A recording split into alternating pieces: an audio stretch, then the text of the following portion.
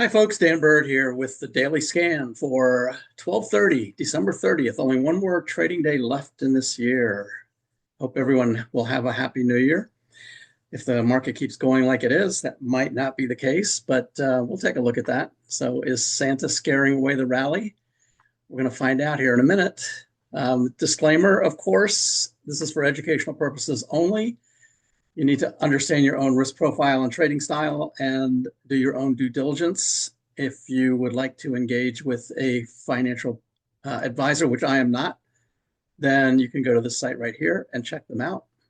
And of course, past performance does not guarantee future results. So let's take a look at what happened in the market today. First, we'll go to our market bias matrix, and it just went sideways today. So you would think with the sell-off that it would be actually going lower, but there were some things that went higher.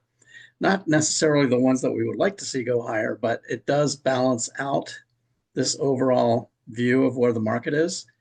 So I'll show you that in a minute. By the way, I've had a couple of subscribers ask me about the website, even ones that just come to the front page, which is free. You don't need to be a subscriber for this. But a few of them have said, I can't really see everything on the screen. So I'm using a Windows machine, and I'm going to do a control plus sign. And that makes the screen look like that. So you can see the market bias chart on the right is off the screen, and some of the menu items up there are off the screen. Well, if I just do a control minus sign, it brings it right back again. So just want to point that out for anybody out there that's having that issue. If you think that it's your browser, it's probably not. It's probably just the way that your computer is set up. And on an Apple, I believe it's Command plus and Command minus will do the same thing. It will just expand it. That's what I use a lot of times when I'm showing charts and I want to zoom in on the chart. That's what I do when I zoom in on the charts. So let's first take a look at the dashboard real quick, and you can see, so I want to point this out. The market sold off this morning and then looked like it was recovering and going to have a nice little bounce back, and then it started selling off again right around lunchtime. So we're going to take a look at that. So the S&P, everything is negative. Dow is down 400. It was actually down 700 at one point during the day. And then it came back to like 200 and something and then sold off again right near the end. The VIX is now a little bit above 17. So volatility is picking up. Bonds, the 10-year actually dropped a little bit today. So the 10-year started to pull back. 30-year pull back a little bit, and 20-year went up slightly. So that was good news. Commodities. So these are the ones that caused the market bias matrix or the market bias chart to go flat. Oil, gas, gasoline, you can see all of those were positive for the day. They actually gave bullish signals on the day, and that's why the chart went sideways. As I mentioned, these aren't necessarily the things that we want to see bullish, but oil and gas are starting to creep up a little bit higher. And crypto, of course, Bitcoin now is at 92,000. I talked about Bitcoin. We're going to look at this in a little closer view. I talked about this yesterday that, well, I'll talk about it when we get to the chart. So Bitcoin actually same thing. You can see over here dropped and went back up and then dropped again right near the end of the day. I actually thought it was going to have a pretty bullish candle by the end of the day, but in the last hour or so, it dropped considerably. So the main sectors, energy, utilities, real estate, financials, most of these are defensive sectors. And you can see even the ones that were at the top where it didn't really look that great, you can see how they rolled over, just like the rest of the market. Technology down here, continuing to go lower. Consumer discretionary, which is where Tesla is, sitting right on a support line. And communication services, these are the three aggressive sectors, the one that you want to see going higher. And they are rolling over. On the industry groups, discretionary, energy. So energy is the big winner for the day. So if you want to move to something that might be a little bit safer, that might be moving higher as the rest of the market goes down. Looks like energy is where the rotation is going to. Then we got real estate, utilities, real estate, financials, and then discretionary, the top and the bottom. And out of the top 10 combined list, interestingly, this one here actually had a good day. Quick Logic actually went up. Emergent Biosolutions also had a nice day. So that one's starting to move higher. Here's natural gas starting to go higher. RDW, which is in our daily scan list and is still hanging in there, actually looking good today. Lunar's okay. If we look at the bottom of the list, right here, Upstart, a lot of these were in the top 10 and they're starting to roll over. Here's MicroStrategy following Bitcoin. So MicroStrategy is right down on the 300 level, 303 right now. And Quantum, which had an incredible run and pulling back, which it really technically should be pulling back because it's gone up so much. It went up from $10 to $90. You can see that candle yesterday. That is a serious shooting star candle. Actually, let's actually look at this chart. So we'll look at it on a long-term basis. So if you can see it right up here, that one right there is a serious shooting star. That's what they look like. I'll just zoom in this for 3 months. Right there. That is a reversal. No question about it. That is a reversal candle, but it's had a huge run. Going from way down here is actually below $5 down here. Went up to $90. So it naturally, there'll be a lot of profit taking, especially at the end of the year. A lot of people will be probably taking profits and it may continue to go down. But this is one to keep an eye on because if it really pulls back significantly, then it might be a good entry point. But right now, that's not the case. So it's going down considerably. So that's that is the dashboard. Now, if I go back over here and take a look at the market bias matrix, I'll show you what I mean. A couple of red ones, but a bunch of green ones down here. Brent, gasoline, soybeans, believe it or not, actually starting to move higher. So those are the ones that actually kept it flat. There's 3 greens and 2 reds. There was 1 red on the medium term, which is the Dow. If we actually look at the Dow right here, you'll see it crossed over. The 21 crossed the 50 right there. So we got a medium term down signal. And this is a good way actually to look at the other ones. We'll look at the S&P first. So it's been trading in this range right here, but it is a downward sloping range.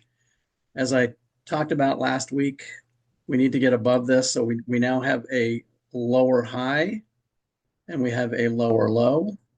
That's the definition of a downtrend.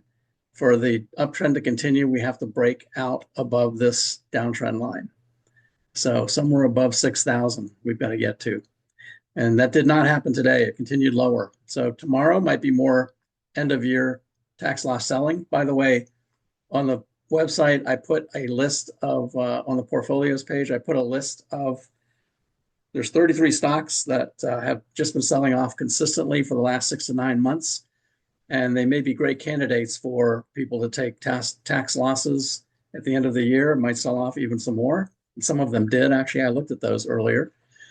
But they might bounce back. This is a short-term trade. Now, tomorrow, I'm going to run the dividend scan, and I'm going to have a couple of potential dividend groups to choose from. But that is a long-term trading strategy for 1 year, hopefully a year or more. And tomorrow, I'll actually show you what that looked like from last year. I'm not on the YouTube channel, I'm not going to show you all the stocks, but for those that are subscribers, the list will be right here by the end of the day tomorrow. So that's something that you can look at for the start of the new year, especially if we start to recover and move back higher. I don't necessarily, you could buy them all on January 1st and just keep them. But I would recommend just watching to see if there's a rebound and then jump into them on the rebound and then just hold them for a year and see how they do. Okay, so jump back to the market bias over here. S&P we have right here. I'm going to show you a 10-minute chart of the S&P, and this is going to pretty much tell the story for today. So here's the big downtrend in the morning. You can see even last week on Friday, it sold off, continued the sell-off, and then looked like we were going to have a rebound. Looked like it was going to start to come back, and that might have been the end of the selling. But then right around 1 o'clock or so, went flat and then started selling off again around 3. So you can see right there, and right into the close. So the close will continue to go down, so that might continue tomorrow. You can see the VIX down here moving higher. If we look at Bitcoin, which I'm sure everybody is interested in, I did a Bitcoin educational video last week. It's on the YouTube channel if anybody wants to watch that.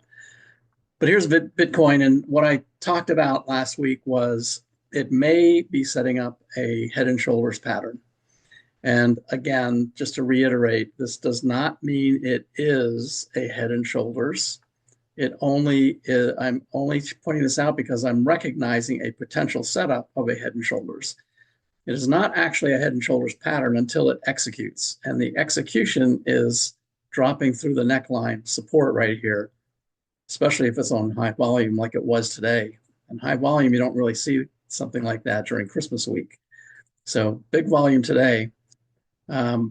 If we look at, I'm going to look at Bitcoin on the 10-minute chart in a second, but this actually looked like it was going to end much higher, maybe up near the high of the day, and it turned around right at the end.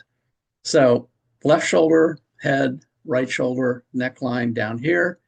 If it does drop through, especially with volume, which could happen tomorrow, that neckline is at about 92, I think. Let me see. Let me look at it this way. Right there, it's at 90, yeah, about 92. So if it drops through 92 with volume, then the target is down here at 77,500.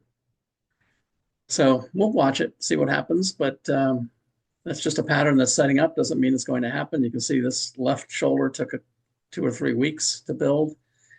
This right shoulder might do the same. See, it came down to this level. Now, this was not a support line yet when it came down here. It wasn't a support line until it bounced and started to go back up and then came down and touched it 1, 2, 3 more times. So 4 times total. So that's a pretty strong support line now. It was not a support line when it pulled back and started making this left shoulder. And then it went higher. So this could potentially go sideways. It could bounce back up again. And the only way that this head and shoulders pattern is negated is if it goes back above the right shoulder, which is also the left shoulder. It goes back above the 100K level, then there is no more head and shoulders. But we'll continue to watch this to see what happens. So that's Bitcoin. If we look at it on a 10-minute chart, right there, this is what I'm talking about. So this is today. Today started right here, went sideways right up until the afternoon, sold off down to 91.5, so went below 92, went all the way back up, and this is what I mean when I looked at it earlier. It looked like it was actually going to close above the high.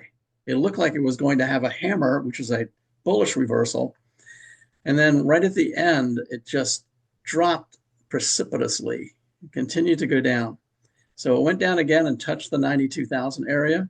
So that's that support line that I talked about. So it is definitely testing that. The good news is it's made a higher low.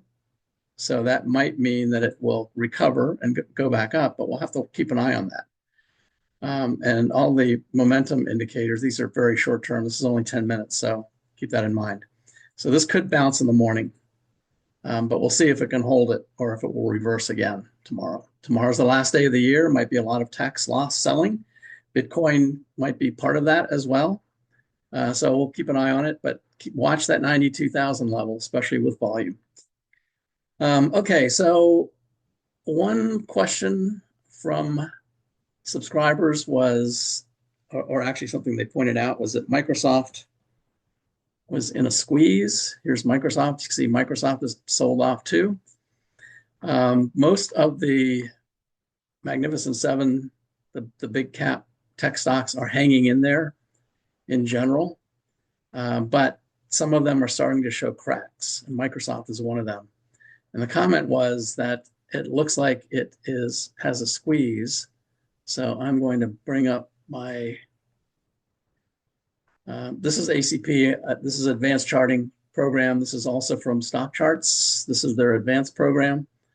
You can use either one. They're not going to get rid of either one either. I use them both depending on what I want to do. But this is my 5-panel view, and it will show you right here, there should be a squeeze. There's no squeeze on the ACP chart. This is the daily. But if you look at this on the Squeeze Pro, I'm going to actually do this over here on my other screen, just out of curiosity. Oops. Yeah. There's Microsoft right there. On my other screen, I'm going to look at it and see if there's something on the Squeeze Pro. And yes, the Squeeze Pro looks like 2 days now of a squeeze. Now, squeeze means that it has been trading in a range. And that means that, look at Microsoft here.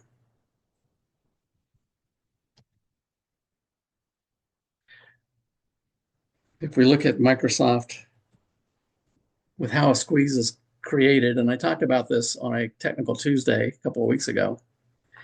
So here's the squeeze. This is how John Carter puts this together. It's when the Bollinger Bands go inside of the Keltner channels. I did a Keltner channel Technical Tuesday last week, if anybody wants to review that. But you can see there's the squeeze. Whenever it turns bright green, it means it's gone sideways right there. But the squeeze doesn't tell you whether it's going to go up or down. In this case, it looks to me like it may be heading down. If I look at it on the Keltners to see how far, I mean, it could still get way down here before it's at an extreme and might bounce. And the ADX line down here is showing the red DI. This is red for bearish and green for bullish. By the way, I'm going to cover this tomorrow in Technical Tuesday. I'm going to talk about the ADX line tomorrow, explain what this is. But basically, the black line shows you the strength of the trend, and the green and red line show you the direction. Right now, the direction is down. So this squeeze right here implies that, yes, it certainly isn't a squeeze, but it likely is going to be a squeeze to the downside. And it's actually already started. And there's the 5 crossing over the 21 right there. So thanks for pointing that out. And even though on the the free Squeeze Pro, it's not showing a squeeze, because down here, these dots here tell you if it's in a squeeze. So it was in a squeeze right here on the daily chart for 4 days, but right now it's not. This is the free one, but if you pay for the Squeeze Pro, it actually will show you 2 days worth of the squeeze. But it looks like it's a bearish squeeze to me. Okay, the last thing I want to cover is a comment that was made based on the video I did yesterday about, and I talked about inflation, and that inflation is created by the government spending more money, continuing to spend money, and more importantly, printing money. So when the government prints money, which can be equated to spending, but they actually could spend money without having to print more money. And the comment was made, well, what about back in 2008 during the great financial crisis? Inflation didn't go up then, and wasn't the government printing money and spending lots of money to get us out of that? Well, the truth is that during the great financial crisis, it was a very different scenario. The government at that time wasn't printing money in order to get us out of the crisis. They were changing regulations to help the banks become more liquid. And the Fed was helping too by dropping the overnight rate that banks that the Fed charges banks, so that banks could borrow the money that they need to stay solvent, to stay in business. But that is not printing money. The Fed does not print money. The US Treasury prints money. So the Fed did not print money during that period. The Fed just dropped the rates to zero so that banks could stay solvent and borrow money. Very different scenario than COVID, than the pandemic. In the pandemic, what happened was the government actually printed money, considerable amount of money, and sent money to people, all the people that were out of work because the government shut down the economy. So that's when they printed money. So I'm going to show you a couple of charts that should make this really clear and should also make it clear that inflation happens because the government prints money. It doesn't happen because of tariffs. It doesn't happen because of deportations. That's not the reason inflation happens. Inflation happens when the government prints money. Now, those things may actually raise prices, but not because of inflation. They may raise prices in some parts of the economy, but not all of the economy. And if the government reduces its spending at the same time that they're putting money behind those particular programs, then it is not inflationary. Inflation happens when the government prints money. So let me show you what I mean. On my website for subscribers, if you go to the charts page, and I'll make a comment here that there is a lot of stuff on this website, and I know that, I understand that. I certainly don't expect anybody to wade through all of the information that's here. I describe it as a toolbox that you usually use a hammer and a screwdriver, and you know where those are all the time. But when you need an angle iron, it's nice to have it in your toolbox if it's there. So certainly don't need to use all of this, but these things are here if you need it. So the first thing I want to look at is money supply. So right here under economic charts on the left-hand column is M2 money supply. And I went back and researched the inflation rate. In 2008, inflation was at 3.8. So that's higher than last year's inflation. 2008 was the financial crisis. What you should notice here is this pink line. By the way, I'm going to do the control plus like I mentioned before to make this bigger. So if you notice the pink line right here, this is the normal M2 trend. This is money supply as it's normally expanding. So this is the normal trend that it is usually on. Back here, this is the last debt crisis. In 2011, we might have another one of those coming up, but you can see that it didn't really affect too much in 2011. The trend for money supply continued going higher. Back here, 2008 is the financial crisis. So you can see what happened during the financial crisis. GDP, the rate of change for GDP went below zero right here. So we had a recession. We had a recession here. We had a recession here. So down here, you can see the rate of change for M2.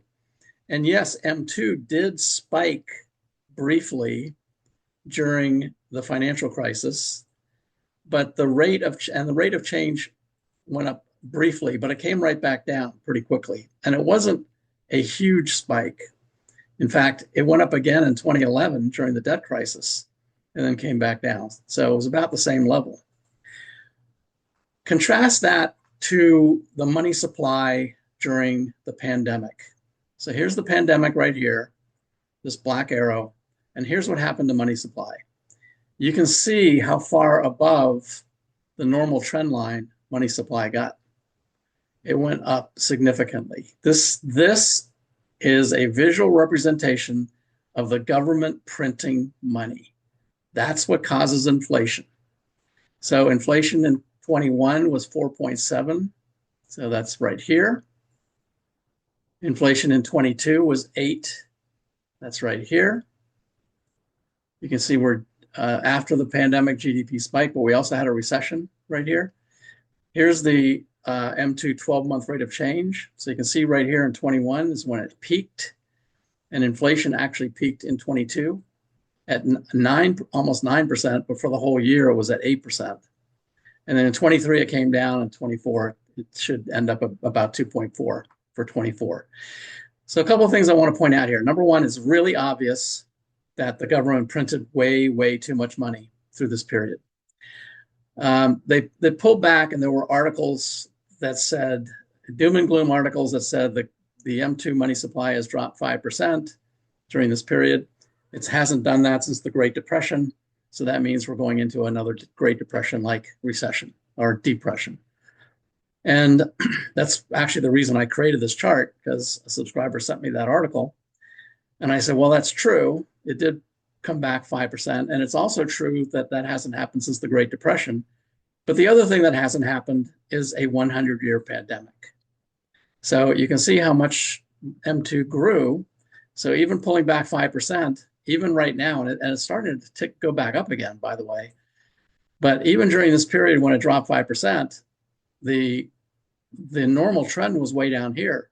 At that time, as I said, it would have to drop another 15% just to be normal. Now, right now, it has to drop 12%, actually more than that because it's gone up again. But this is the normal trend line down here. So we are way above normal on money supply. So that's the first thing I want to point out, that money supply, this is the government printing money. This is not what happened back here during 2008. They did a little bit, but nothing anywhere close to what they've done during the pandemic. Now, the other one that I want to show you is also over here under economic charts. Down here, it's called 34-year cumulative inflation. So inflation, when people talk about inflation, that, it's coming down. Well, it's coming down, but it already went up. So all that means is the rate of change of inflation is coming down, but it's still already up there. So inflation is still going up. If you look at cumulative inflation, that shows you all of the inflation all put together. And this tells a story too. So this is cumulative inflation over time. Here's the trend line. Actually, this is a support line. In 2008, it was 3.8%, and we were in a recession back during that period. You can see CPI, you can see inflation dropped right there during the recession, which is typically what happens. In fact, inflation went below zero, which is deflation. That's the only way you get lower prices, is with deflation. And if we look at PCE, we had deflation twice, pandemic right here and during the financial crisis. We didn't actually have the CPI, did not go below zero up here, or the core CPI either did not go below zero. This is the 2% line, the pink one's up here. All right, so first of all, this is as inflation had been gone up. This is back to 1990. So during 31 years, it went up 108% over a 31-year span. That works out to 3.5% a year. But look what happened here during the pandemic. Went up 21% over just 4 years. That's 5.25% per year inflation. And it's still up there. So when they say inflation is coming down, no, inflation's not coming down. The rate of change of inflation is coming down. Inflation is still going up. It's just not going up as fast as it did through this period right here. And this is directly related to this chart right here. So that's the same period. And if you look at this chart right here, you can see pretty clearly that the Fed should have started cutting right here in 21. They didn't start cutting until actually March of 22 was the first cut. Way over here is after inflation had already reached the peak. But they should have known that this was coming just in this short period right here, how fast it went up. So back here in 20, they should have started cutting. But of course, that was still the pandemic. But in 21, for sure, they should have started cutting. But they didn't start cutting until here. So inflation has been sticky as a result ever since then. I mean, not cutting, raising. I'm sorry. You should have started raising in 21 instead of waiting for 22. And that's why inflation has been sticky. So GDP we're still not in a recession yet. And this is the 12-month rate of change for inflation. You can see right here that was deflationary during this period. This is M2, actually, M2 rate of change. But that's directly related to this right here, the inflation rate itself. So all these green bars right through here, this is 21. Right as this started to ramp up, the Fed should have started raising rates through this period. They didn't start until here, and they continued all the way until September of this year. So in conclusion, I would suggest that no, in 2008, it was not printing money. That's not what causes inflation. In 2008, it was regulation and the Fed dropping rates to zero. Remember, the Fed does not print money. The Treasury prints money. They drop rates to zero so that banks could be more solid. This case over here, the government was actually printing money. All right, so last thing is the daily scan, and no new ones today, obviously. But one did get stopped out. So SoFi did get stopped out, 2.8% loss, but the other three are still hanging in there. And Google right here, Google, there's the stop price, still look pretty good. It hasn't even come down to the 21-day. The momentum is crossing up here, so that's a little bit concerning. So keep an eye on that. We'll see what happens tomorrow if there's lots of tax loss selling tomorrow. RDW, Redwire, has actually been doing really well. It's actually going up, and it's going up with huge volume. So it's continuing to look really strong. We took partial profits at 28% and then moved the stop up. And even if it stops out, it's still going. And the stop, by the way, is right at the 21-day. So this is the kind of thing that we would like to find more of. And I'm going to make a little change next week into the new year on how I scan for some of these. And we'll talk about that next week. But RDW looks really fantastic even still. But even if it gets stopped out, it's still going to be almost 11% gain on top of the 28% we already booked. And then Walmart is still hanging in there too, although it's coming down right now, so it could get stopped out. But it's below the 21, but still above the 50. So the stop right now is below the low from back here. So it's still hanging in there. So we've got three of them still in there. I'm not going to add anything more just yet. We'll continue to watch that as things move along. And then I'll close with the Santa rally. We'll watch this every day, and you can see we've got 1, 2, 3, 4. We've got 3 more days left of the Santa rally. And it's now below the 50-day moving average. This is where we're going to measure it from. This is the day before Christmas, the 24th. So right now we are underwater for our first measure, the Santa rally, the last 5 days of the year and the first 2 trading days of the new year, which is next Thursday and Friday. So we'll continue to watch this right now. It's not looking too good, which is the reason that I said, is the Santa rally scaring the market away? Well, we're going to find out. All right, that's it for today. Thanks for watching. Let me know if you have any questions, if you want me to check into anything. Tomorrow, I'm going to cover the ADX line in Technical Tuesday tomorrow and show everybody what that is. And good luck trading. Take care.